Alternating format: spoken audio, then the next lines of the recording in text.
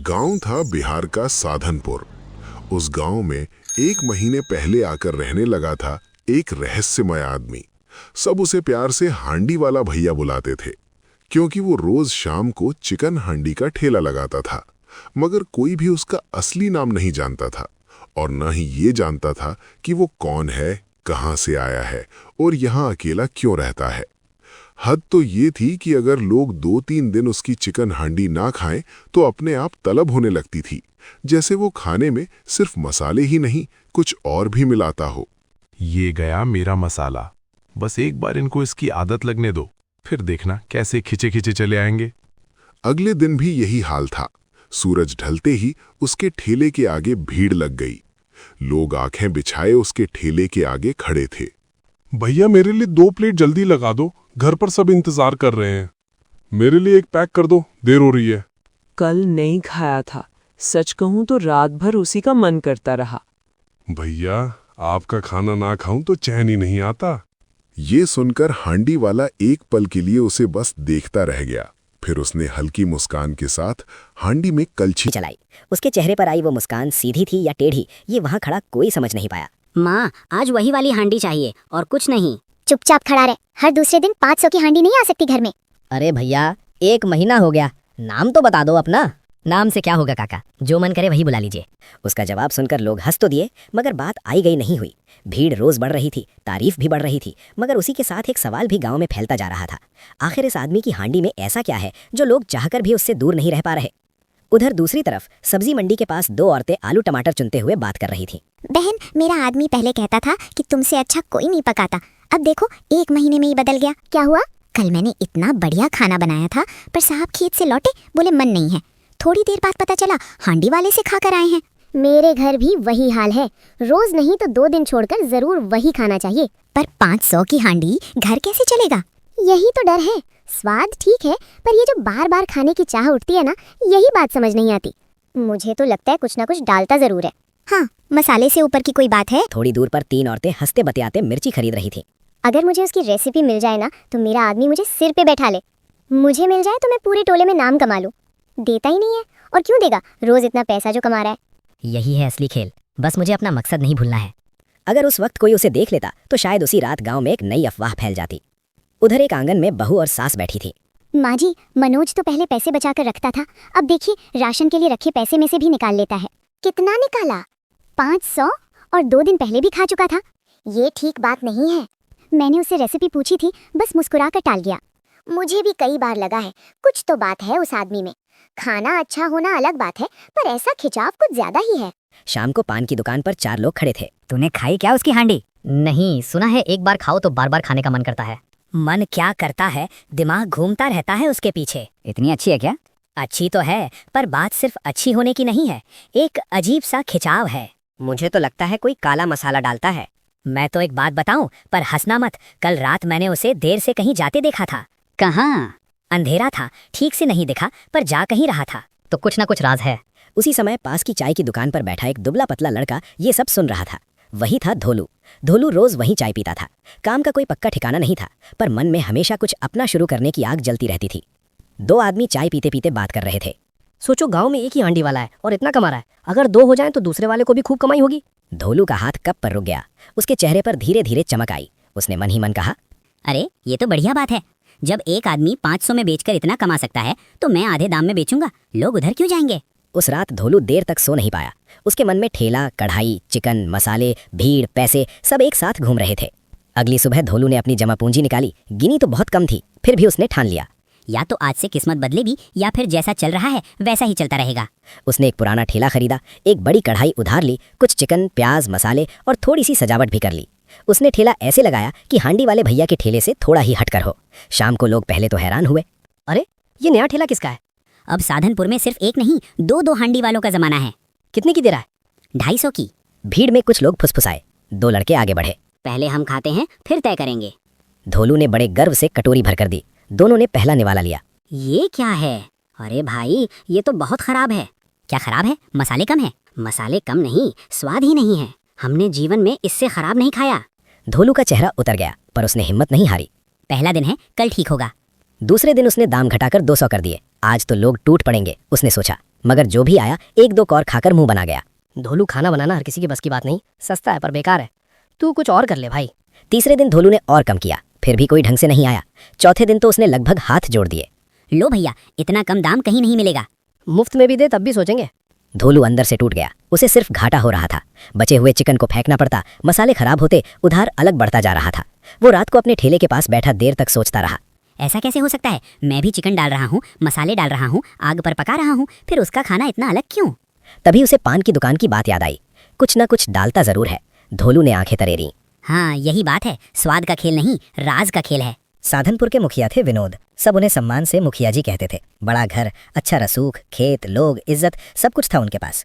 उनकी पत्नी शालिनी थी, जिन्हें गांव की औरतें बहुत मानती थीं। एक दिन शालिनी के यहाँ 2 सहेलियां आईं।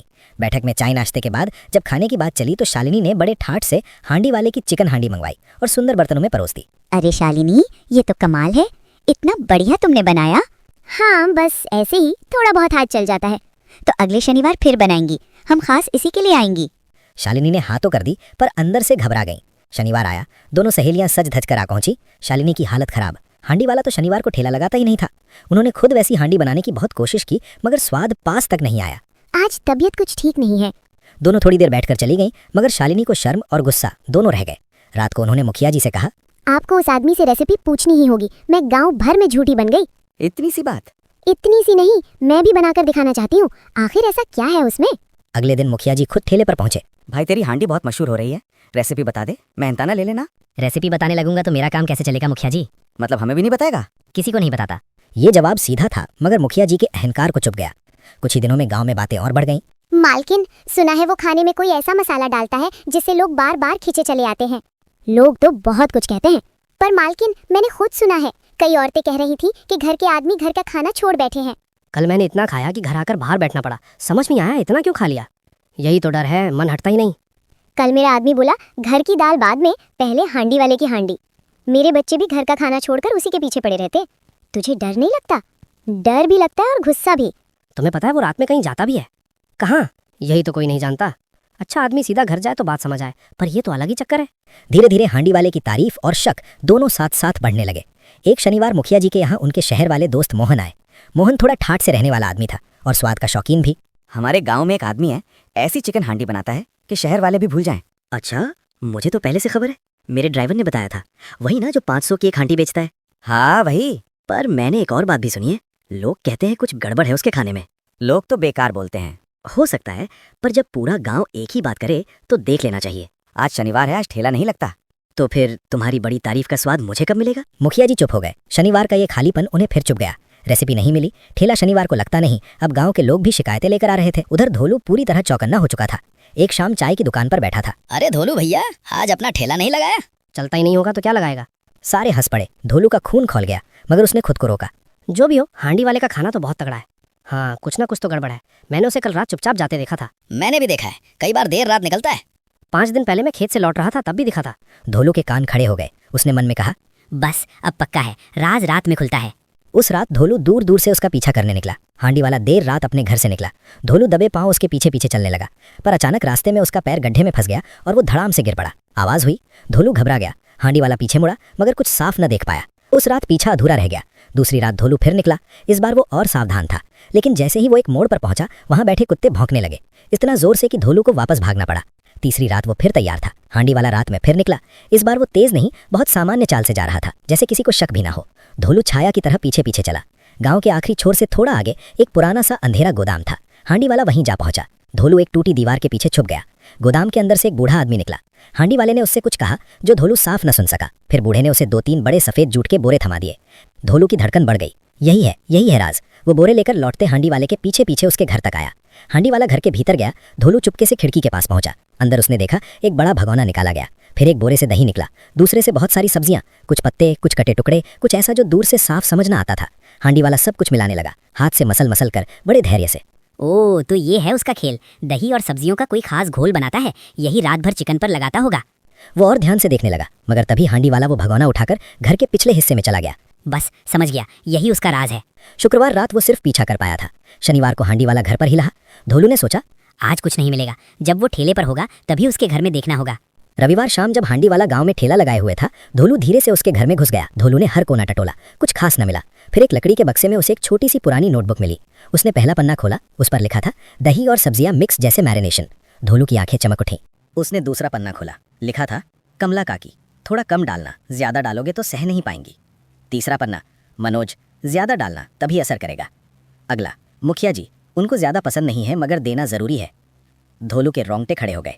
अरे ये तो सबके नाम है, मतलब वो हर आदमी के हिसाब से कुछ अलग डालता है। उसने जल्दी जल्दी पन्ने पलटे, और भी नाम थे। जो जो वहां खाता था उनके नाम थे।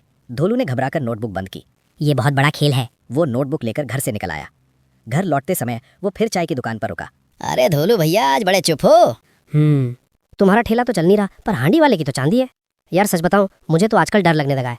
मुझे भी। आदमी ठीक है पर बात सीधी नहीं लगती। कल फिर देखा था उसे रात में जाते। मैंने भी देखा है। तब तो कुछ ना कुछ है। धोलू के होंठ खुले। उसने सोचा अभी सब बता दे, मगर अगले ही पल रुक गया। नहीं, पहले मैं खुद वही बनाकर देखूंगा। अगर मेरा स्वाद भी वैसा हो गया तो पक्का राज यही है। धोलू अपने घर पहुंचा और अगले ही दिन दही, सब्जियां और बाकी सामान खरीद लाया। अब उसकी जमा पूंजी लगभग खत्म हो चुकी थी। उसने वही मिश्रण बनाया, बहुत मन लगाकर, ध्यान से। दही, सब्जियां, यही मैरिनेशन है। उसने चिकन पर वो सब लगाया और रात भर रखा। उस रात वो सोया नहीं, बार बार उठकर बर्तन देखता। उसकी आंखों में सपना था, कल से भीड़ मेरे ठेले पर होगी। अगले दिन उसने तय कर लिया कि इस बार दाम बहुत कम रखेगा। आज सिर्फ 50 रुपए, इतना सस्ता कि कोई मना न कर सके। दोपहर बाद 2 छात्र वहां आए। अरे वाह, उधर 500, इधर 50। पिछली बार तो बहुत खराब था। अरे 50 का है, ट्राई कर लेते हैं। धोलू ने तेजी से प्लेट सजाई। उसके चेहरे पर उम्मीद टपक रही थी। दोनों ने पहला कौर लिया, फिर दोनों के चेहरे एक साथ बिगड़ गए। उफ, ये क्या बना दिया? क्या हुआ? इतना खट्टा और कड़वा भी, पूरा दही दही लग रहा है। धोलू ने खुद जल्दी से चखा। जैसे ही स्वाद जीभ पर आया, उसका चेहरा सुन्न हो गया। ये क्या? स्वाद खराब ही नहीं था, बेहुदा था, कच्चे खट्टेपन और अजीब कड़वाहट से भरा। वो बुदबुदाया। नहीं, ऐसा नहीं हो सकता, मैंने वही किया। उस दिन भी ठेला नहीं चला। अगले दिन उसने फिर कोशिश की, फिर वही नतीजा। अब उसके पास पैसा भी लगभग खत्म था, उम्मीद भी, और सबसे बड़ी बात, अब उसका शक यकीन बन चुका था कि हांडी वाला कोई बहुत बड़ा खेल खेल रहा है। उधर गांव के अलग अलग हिस्सों से शिकायतें बढ़ती जा रही थीं। तुम ठीक से बताओ, तबीयत क्यों खराब है? कुछ नहीं, बस आज ज्यादा खा लिया। क्या खाया? वो चुप। उसकी हांडी खाई है ना? पति ने सिर झुका लिया। मैं कहती थी कुछ तो गड़बड़ है। चलो अब मैं बात उठाऊंगी। कुछ और लोग भी मुखिया जी के पास पहुंचे। घर के खर्चे बिगड़ गए हैं, बच्चे घर का खाना छोड़ रहे हैं, लोगों का मन बार बार उसी पर जा रहा है, ऊपर से रेसिपी पूछो तो बताता भी नहीं। ये आखिरी बात मुखिया जी के अहंकार को और हवा दे गई। उन्होंने तय किया अब जांच होगी। अगले दिन शाम को एक स्थानीय इंस्पेक्टर बुलाया गया। गांव के लोग जमा हो गए। देखिए, गांव में चर्चा है, हमें साफ साफ जानना है कि खाने में कोई गड़बड़ तो नहीं। जो देखना है देख लीजिए। इंस्पेक्टर ने कढ़ाई देखी, मसाले देखे, चिकन देखा, पकाने का तरीका देखा। फिर उसने थोड़ा खाना चखा, एक कौर, फिर दूसरा, फिर तीसरा। लोग उसकी शक्ल पढ़ने लगे। खाना बहुत अच्छा है, साफ सफाई भी ठीक लग रही है, मुझे यहाँ कोई सीधी गड़बड़ नहीं दिख रही। इतना कहकर वो चला गया। मुखिया जी का गुस्सा कम नहीं हुआ। धोलू दूर खड़ा सब देख रहा था, और उसी शाम लगभग 4 बजे उसने तय किया अब सब कुछ मुखिया जी को बता देना चाहिए। धोलू अकेले में मुखिया जी के पास पहुंचा। उसके हाथ में वही नोटबुक थी। मुखिया जी, मुझे आपसे जरूरी बात करनी है। क्या है? उसके घर से मिली है। घर से मिली? तुम उसके घर गए थे? मैं सच जानना चाहता था। मुखिया जी ने पन्ने पलटे, फिर उनके चेहरे पर भी वही सवाल आ गया जो धोलू के मन में था। कमला काकी कम मनोज ज्यादा हमको देना जरूरी है, ये सब क्या है? यही तो मैं कह रहा हूँ, वो सबके हिसाब से कुछ डालता है और रात में गोदाम जाता है, सफेद बोरों में कुछ लाता है, दही सब्जियां मिलाता है। कुछ तो बड़ा खेल है। मुखिया जी की आंखें सख्त हो गईं। आज रात चलते हैं। उस रात मुखिया जी, धोलू, चाय वाला, कमला काकी और कुछ और लोग हांडी वाले के घर पहुंच गए। दरवाजा खुला। हांडी वाला सबको एक साथ देखकर चौंक गया। अरे इतनी रात में क्या बात है? अब बात छिपेगी नहीं, हमें सब पता चल चुका है। क्या पता चल चुका है? यही कि तुम खाने में कुछ ऐसा डालते हो कि लोग बार बार खींचे चले आएं। और रात में तुम कहाँ कहाँ जाते हो ये भी अब हम जानना चाहते हैं। सबके नाम लिख रखे हैं तुमने? हमारे नाम के आगे लिखा है थोड़ा कम डालना। अब बोलो, ये सब क्या है? हांडी वाला ने नोटबुक देखी, फिर एक लंबी सांस ली। तो तुम मेरे घर भी घुस आए? हाँ, क्योंकि तुम सीधा जवाब नहीं देते। हांडी वाला ने सबकी तरफ देखा, कुछ पल चुप रहा, फिर बोला, ठीक है, आज सब जान ही लो, लेकिन एक बात पहले सुन लो। क्या? आज के बाद जब राज खुल जाएगा तो मेरी हांडी 800 की होगी। 800? कोई नहीं खरीदेगा। अब तो राज खुल चुका, लोग तेरी हांडी को हाथ भी नहीं लगाएंगे। ठीक है, पहले राज सुन लो। वो सबको घर के पीछे ले गया। वहां एक बड़ा खुला हिस्सा था जिसे गांव वालों ने पहले कभी नहीं देखा था। बांस की बाड़, साफ जमीन, छोटी छोटी टोकरी, पानी के बर्तन और कई मुर्गियां और मुर्गे इधर उधर घूम रहे थे। कुछ मुर्गियां एक बड़े भगोने के पास खा रही थीं। ये क्या? यही है दही और सब्जियों का मिक्स। तो ये चिकन के मैरिनेशन के लिए नहीं था? नहीं, ये मेरी मुर्गियों के खाने के लिए है। सब सन्न। मतलब मतलब अगर मुर्गी अच्छा खाएगी, साफ रहेगी, खुली हवा में चलेगी, आराम करेगी तो उसका मांस भी बेहतर होगा। स्वाद ऊपर से नहीं आता, स्वाद शुरुआत से आता है। धोलू के चेहरे का रंग उड़ गया। मैंने वही मिक्स चिकन पर लगा दिया था, इसलिए तुम्हारा खाना खट्टा और खराब बना। भीड़ में कुछ लोग धोलू की तरफ देखने लगे। धोलू की नजरें नीचे झुक गई। तो हमारे नाम क्यों लिखे थे? मैं हर उस आदमी की पसंद याद रखता हूँ जो बार बार आता है। कुछ लोग कम नमक चाहते हैं, कुछ ज्यादा, कुछ को टमाटर कम अच्छा लगता है, कुछ को तेज। मैंने लिख रखा है ताकि भूल ना जाऊं। कमला काकी, थोड़ा कम डालना, क्योंकि एक दिन आपने खुद कहा था कि बहुत तेज चीज आपसे अब सहन नहीं होती। हाँ, मैंने कहा था। मनोज, ज्यादा डालना, क्योंकि वो हर बार कहता था भैया थोड़ा और दमदार बनाइए। अरे हाँ, मैंने कहा था। मुखिया जी, इनको ज्यादा पसंद नहीं है, मगर देना जरूरी है, क्योंकि एक बार ही अपनी पत्नी के साथ आए थे। भाभी जी कह रही थी इनको टमाटर ज्यादा नहीं जचता, इसलिए कम रखना। अरे मैंने तो सच में यही कहा था। मैंने कोई जादू नहीं किया, बस लोगों को ध्यान से सुना। भीड़ में एकदम सन्नाटा छा गया। तो वो कौन सा मसाला है जिसे लेकर तुम इतना संभाल कर रखते हो? वही जिसके बारे में सब सोचते रहे? कोई जादुई मसाला नहीं, अलग अलग मसालों का अपना संतुलन है। एक खास रसोई वाला मिश्रण है जो स्वाद को गहराई देता है, बस उतनी सी बात है। तो लोग उसके पीछे इतने क्यों खिंचते थे? क्योंकि तुम लोग रोजमर्रा में ढंग से खाते ही कहाँ हो। जब अच्छे मसाले, अच्छा घी, अच्छा चिकन और सही तरीके से बना खाना मिलता है तो उसका स्वाद याद रह जाता है। बात मसाले की कम, पूरी मेहनत की ज्यादा है। तो रात में गोदाम क्यों जाते हो? क्योंकि वहां से मैं सामान लाता हूँ। इतनी रात में? हाँ, दिन में मेरा ठेला चलता है, रात में अगले दिन की तैयारी होती है। पर सफेद बोरे? दही, सब्जियां, दाना और कुछ खास चीजें जो मैं मुर्गियों के खाने और देखभाल के लिए लाता हूँ। और वो बूढ़ा आदमी? वो उस गोदाम का देखभाल करने वाला है। गोदाम किसका है? उसी खेत वाले हिस्से का जहाँ पीछे प्राकृतिक तरीके से सब्जियां उगाई जाती हैं। मैं वहीं से सबसे अच्छा सामान लेता हूँ। इतना खर्च क्यों? क्योंकि मैं सबसे सस्ता नहीं, सबसे अच्छा बनाना चाहता हूँ। ठीक है, पर 500 क्यों? इतना महंगा क्यों? क्योंकि मैं घटिया चीजें नहीं लेता। मैं अच्छे दाने पर मुर्गियां पालता हूँ, उन्हें खुला रखता हूँ, उन्हें साफ जगह देता हूँ। अच्छा घी, अच्छा मसाला, अच्छा दही, ताज़ी सब्जियां, सब महंगा पड़ता है। मैं जल्दी पैसा कमाने नहीं आया, मैं ऐसा खाना बनाना चाहता था जिसे लोग सच में याद रखें। शनिवार को ठेला क्यों नहीं लगाते? गांव में ये सवाल बहुत दिनों से था। सबकी नजरें उस पर टिक गई। शनिवार में इन्हें समय देता हूँ। किन्हें? इन मुर्गियों को। उस दिन मैं इनके बसेरे साफ करता हूँ, जगह धुलवाता हूँ, सूखने देता हूँ, इन्हें खुला छोड़ता हूँ, इनके बर्तन बदलता हूँ। अगर इनका रहना